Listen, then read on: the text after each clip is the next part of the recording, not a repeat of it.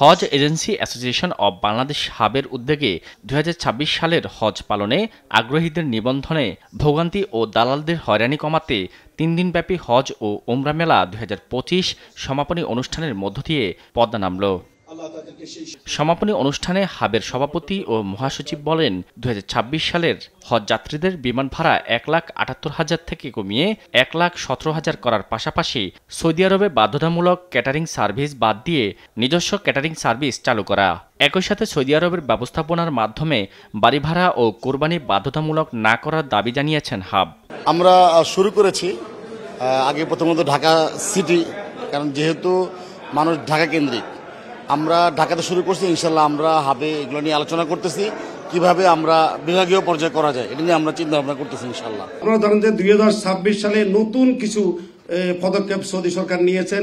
বিশেষ করে আমরা মাসায়ের যে সার্ভিসটি গ্রহণ করি সার্ভিস প্রোভাইডারদের থেকে, এটি এখন ক্যাম্প অপারেটর নামে নতুন একটি ব্যবস্থাপনার দিকে তারা যাচ্ছেন। আমরা সার্ভিস প্রোভাইডার থেকে নিব শুধু আমাদের ক্যাটারিং, হাউস রেন্ট এবং ট্রান্সপোর্টেশন। এ সময় বেসামরিক বিমান পরিবহন ও পর্যটন মন্ত্রণালয়ের সচিব নাসরিন জাহান বলেন, হজ এজেন্সিগুলোর উত্থাপিত দাবিসমূহ বাস্তবায়নের ধর্ম মন্ত্রণালয় যতটুকু করণীয় এর সর্বাত্মক প্রচেষ্টা থাকবে।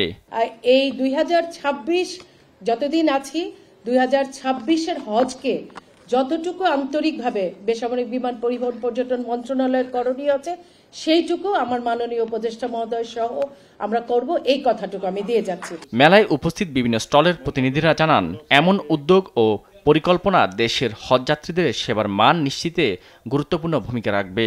এই মেলার মাধ্যমে হাজিরা প্রতারণামুক্ত হজ করতে পারবে এবং এখানে অনেকগুলো স্টল ছিল, এই স্টলগুলোতে হাজি সাহেবরা তার সুযোগ মতো সরাসরি এজেন্সি খুঁজে পাচ্ছে। এখানে কোনো মধ্যস্বত্বভোগী বা কোনো মিডিয়ার কোনো সুযোগ নাই।